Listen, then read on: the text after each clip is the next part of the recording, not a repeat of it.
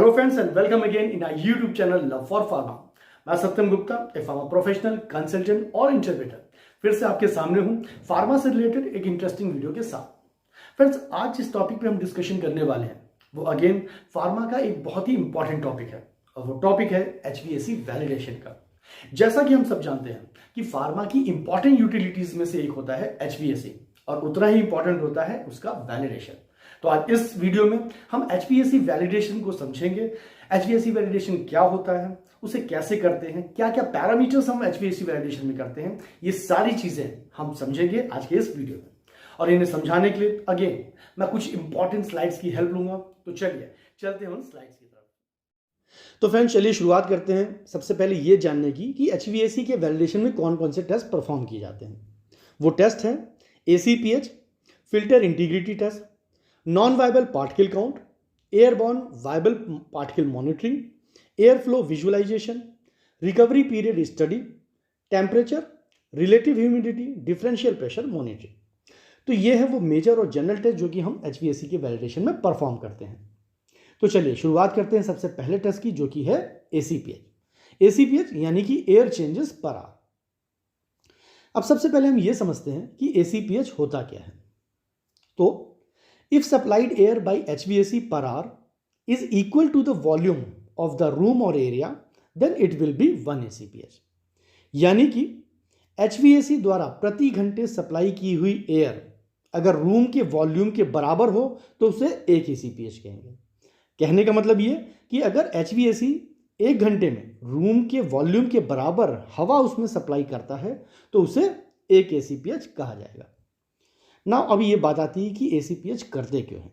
तो to determine the average filter velocity and uniformity and the average room air flow velocity and uniformity with in a clean room. यानी कि particular filter की velocity और uniformity और साथ ही साथ room की वेलोसिटी और एयर फ्लो यूनिफॉर्मिटी चेक करने के लिए करते हैं। कहने का मतलब कि इस टेस्ट के थ्रू हम ये चेक करते हैं कि हमारा फिल्टर और हमारे रूम या फिर एरिया में जो एयर सप्लाई हो रही है वो यूनिफॉर्मली फ्लो हो रही है या फिर नहीं। इस टेस्ट को परफॉर्म करने के लिए हम जिस इंस्ट्रूमेंट का यूज करते हैं उसे कहते हैं एनीमोमीटर, जैसा कि आप इस पिक्चर में देख सकते हैं। तो सबसे पहले हम क्या करते हैं कि अपने फिल्टर को 5 अलग अलग पॉइंट्स में डिवाइड कर लेते हैं, जैसा कि आप पिक्चर में देख सकते हैं मैंने डिफाइन किया है। यहां मैंने एक फिल्टर को दिखाया है जिसे उसे 5 पॉइंट्स के साथ डिनोट किया है। वो पॉइंट्स हैं V1, V2, V3, V4 and V5। अब हम क्या करेंगे कि अपने एनीमोमीटर को इन 5 पॉइंट्स से करीब 6 इंचेस नीचे रखेंगे और रीडिंग नोट करेंगे। पांचों पॉइंट्स की रीडिंग नोट करके हम उसका एवरेज निकालेंगे जिसे हम V से डिनोट करेंगे। इसके बाद हम जो सप्लाई फिल्टर है उसका एरिया A कैलकुलेट करेंगे, उसकी लेंथ और विड्थ को मल्टीप्लाई करके। एरिया कैलकुलेट करने के बाद हम कैलकुलेट करेंगे टोटल एयर वॉल्यूम यानी कि T, और उसके लिए हम A और V यानी कि एरिया और वेलोसिटी को मल्टीप्लाई करेंगे जिससे हमें टोटल एयर वॉल्यूम यानी कि T मिल जाएगा। टोटल एयर वॉल्यूम कैलकुलेट करने के बाद हम कैलकुलेट करेंगे total volume of the room, यानी कि जिस रूम में हम ACPH निकाल रहे हैं उसका वॉल्यूम, और उसके लिए हम सिंपली रूम के लेंथ, विड्थ और हाइट को मल्टीप्लाई कर लेंगे। तो फाइनली अब इन वैल्यूज को हम अपने फाइनल ACPH के फॉर्मूले में रखेंगे जो कि है T × 60 divided by room volume, और इस तरह से ACPH कैलकुलेट कर लेंगे। सो फ्रेंड्स, देखा आपने कि ACPH कैलकुलेट करना कितना आसान है। As per ISO 14644 clean rooms के लिए जो रिकमेंडेड वैल्यूज हैं वो हैं for ISO 5 240-600, for ISO 6 150-240, ISO 7 60-140 and ISO 8 5-60। तो फ्रेंड्स, ये था ACPH कैलकुलेट करने का तरीका। और अब हम बात करेंगे अपने दूसरे टेस्ट की जो कि है filter integrity test. Filter integrity test is carried out to assure the integrity of HEPA filters against filter failure due to damage while transportation, installation और ऑपरेशन। यानी कि फिल्टर इंटीग्रिटी टेस्ट हम फिल्टर की integrity check करने के लिए करते हैं, मतलब कि फिल्टर कहीं से टूटा फूटा तो नहीं है, या फिर उसमें कोई छेद तो नहीं हो गया, या फिर एनी हाउ फिल्टर चोक तो नहीं हो गया। क्योंकि ट्रांसपोर्टेशन या फिर इंस्टॉलेशन या फिर रेगुलर ऑपरेशन के वक्त ये दिक्कत आ सकती है। तो इसे रेगुलर टाइम पर इंटरवल पर चेक करना बहुत ज़रूरी है। फिल्टर इंटीग्रिटी टेस्ट करने के लिए हमें जिन इंस्ट्रूमेंट की ज़रूरत पड़ती है वो है एरोसेल जनरेटर और फोटोमीटर। अब हम ये समझते हैं कि इस टेस्ट को किया कैसे जाता है। Through aerosol generator we generate particle of PAO poly alpha olefine of 0.5 to 0.7 micron and supply it to AHU. Scan the downstream aerosol concentration by keeping the photometer at HEPA surface. सबसे पहले हम aerosol generator की मदद से AHU supply में पाव यानी कि poly alpha ओलिफाइन के 0.5 to 0.7 माइक्रोन साइज के पार्टिकल जनरेट करते हैं और उसके बाद उन्हीं पार्टिकल्स को टर्मिनल हेपा फिल्टर पर फोटोमीटर के थ्रू स्कैन करते हैं। अब अगर हमारा फिल्टर फटा हुआ होगा या फिर चोक होगा तो जाहिर सी बात है कि एरोसेल के जो पार्टिकल की लिमिट है वो उससे ज़्यादा या फिर कम निकलेंगे। अगर ज़्यादा निकलते हैं तो इसका मतलब ये हुआ कि हमारा फिल्टर कहीं फटा हुआ है या फिर किसी तरह का कोई लीकेज है, और अगर पार्टिकल्स कम निकलते हैं तो इसका ये मतलब हुआ कि हमारा फिल्टर चोक है जिसे कि हमें रिप्लेस करने की ज़रूरत है। Scanning rate through should be approx 10 CFM cubic feet per minute and acceptance criteria is not more than 0.01% of upstream aerosol concentration. HEPA की स्कैनिंग रेट करीब 10 CFM होनी चाहिए और इसका एक्सेप्टेंस क्राइटेरिया 0.01% होता है। फिल्टर इंटीग्रिटी के बाद जो इंपॉर्टेंट टेस्ट हम डिस्कस करने वाले हैं वो है non viable particle count test.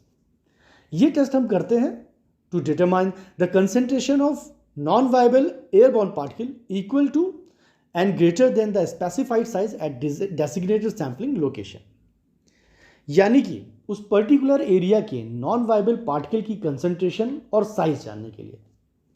Non viable particles का मतलब होता है कि निर्जीव पार्टिकल जैसे कि डस्ट पार्टिकल्स। ओके, सो इस टेस्ट के लिए हमें जो इंस्ट्रूमेंट यूज़ करते हैं वो है LSAPC यानी कि light scattering airborne particle counter. Prior to the testing, all relevant aspects of the clean room that contributes to its integrity are complete and function in accordance with the performance specification. Sampling shall be done at rest condition only। यानी कि sampling से पहले हमें उस clean room को उसकी specification के हिसाब से रेडी कर लेना चाहिए। सैम्पलिंग हमेशा रेस्ट कंडीशन में ही करनी चाहिए। रेस्ट कंडीशन का मतलब होता है कि उस पर्टिकुलर रूम में जो भी मशीनरी लगनी है वो लग जाए लेकिन किसी तरह की एक्टिविटी परफॉर्म ना हो रही हो। Sampling location shall determine as per total area of clean room. अब ये सवाल उठता है कि एक रूम में कितनी जगह से हमें सैंपल लेने चाहिए, तो ये डिसाइड होता है रूम के एरिया के हिसाब से। जितना बड़ा रूम उतने ज़्यादा सैंपल्स। सैंपल की क्वांटिटी के लिए ISO में एक लिस्ट दी गई है कि कितने बड़े रूम में कितने सैंपल होने चाहिए। जैसे अगर 2 मीटर स्क्वायर का एरिया है तो उसमें 1 सैंपल, 4 मीटर स्क्वायर का एरिया है तो 2 सैंपल, 6 मीटर स्क्वायर का एरिया है तो 3 सैंपल एंड सो ऑन। इस तरह से 1000 मीटर स्क्वायर तक के एरिया के लिए सैंपल क्वांटिटी बताई गई है, जैसा कि आप इस लिस्ट में देख सकते हैं।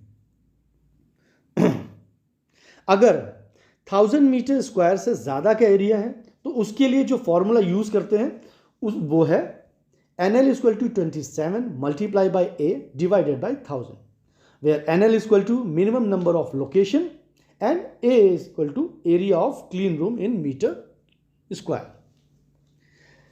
Sampling location must be evenly distributed to entire room. Sampling location decide करते समय हमें ये ज़रूर ध्यान रखना चाहिए कि जो सैंपल पॉइंट्स हैं वो पूरे रूम में इवेनली डिस्ट्रीब्यूटेड होने चाहिए ताकि वो पूरे रूम को कवर कर सकें, ना कि एक ही जगह गैदर हो जाए। पार्टिकल काउंटर के जिन साइज के पार्टिकल हम एसेस करते हैं वो है 0.5 and 5 माइक्रोन के, और जो एयर का मिनिमम वॉल्यूम हम हर लोकेशन से सैंपल करते हैं वो 1 मिनट में एटलीस्ट 2 लीटर होता है। So non viable particle count के बाद जो इंपॉर्टेंट टेस्ट हम परफॉर्म करते हैं वो है air flow visualisation. Air flow visualisation test is perform to confirm that the air flow direction and its uniformity confirms to the design and performance specification. Air flow visualisation test हम करते हैं air flow के pattern को confirm करने के लिए, मतलब ये जानने के लिए कि जो सप्लाई एयर है वो एरिया में किस तरह से मूव कर रही है, वो सप्लाई से रिटर्न की डायरेक्शन में यूनिफॉर्मली मूव कर रही है या एरिया में स्कैटर हो जा रही है, या फिर हायर प्रेशर से लोअर प्रेशर की तरफ मूव कर रही है या नहीं। जो भी स्पेसिफिकेशन हमने एयर मूवमेंट के लिए स्पेसिफाई की है उसके अकॉर्डिंगली मूव हो रही है या नहीं। सो एयर फ्लो विजुअलाइजेशन को परफॉर्म करने के लिए जो टेस्ट एपरेटस हम यूज करते हैं वो है fogger, glycerine with rose water and video camera. पहले इस टेस्ट को परफॉर्म करने के लिए टीटीसी यानी कि टाइटेनियम टेट्राक्लोराइड यूज किया जाता था, बट अब हम इसे ग्लिसरीन और रोज वाटर के साथ ही यूज करते हैं। Generate fog with the help of fogger and expose the fog at supply end of the system.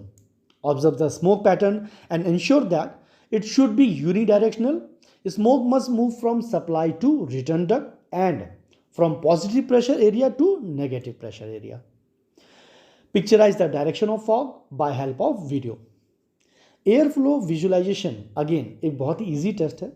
इसमें हम फॉगर की मदद से ग्लिसरीन और रोज वाटर का स्मोक जनरेट करते हैं और उसे एएचयू में सप्लाई करते हैं, और उस स्मोक के मूवमेंट को देखकर ये कंफर्म करते हैं कि स्मोक सप्लाई से रिटर्न की तरफ या पॉजिटिव प्रेशर से नेगेटिव प्रेशर की तरफ यूनिडायरेक्शनल मूव कर रही है या नहीं। स्मोक की इस मूवमेंट को हम वीडियो से शूट करते हैं जो कि फर्दर रेफरेंस या फिर एविडेंस के लिए काम आता है। अब बारी आती है अगले टेस्ट की जो कि है recovery period test. This test is perform to determine the amount of time necessary for the clean room and its system to reach a steady state in means of environmental condition and cleanliness level after a brief particle generation event with in the clean space.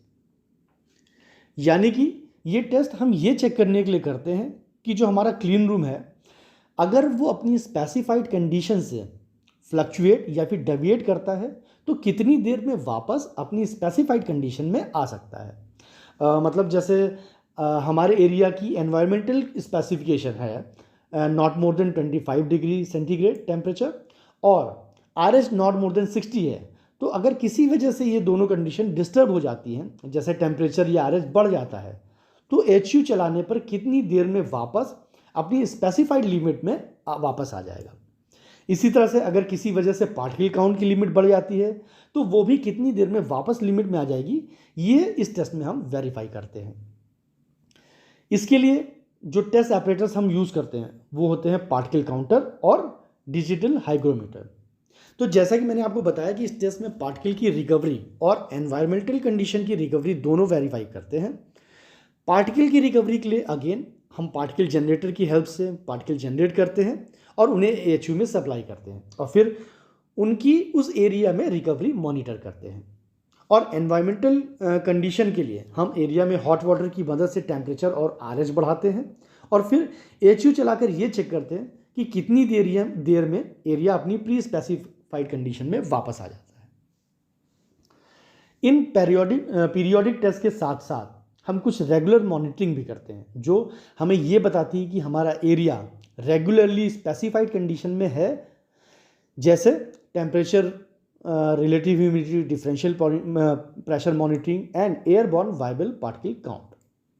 HVAC validation के सारे periodic test perform करने के बाद कम से कम 8 घंटों तक लगातार हम हर घंटे के इंटरवल पर temperature, relative humidity, differential pressure हम मॉनिटर करते हैं और फर्दर इसे डेली बेसिस पर एटलीस्ट दिन में 2 बार मॉनिटर करते हैं।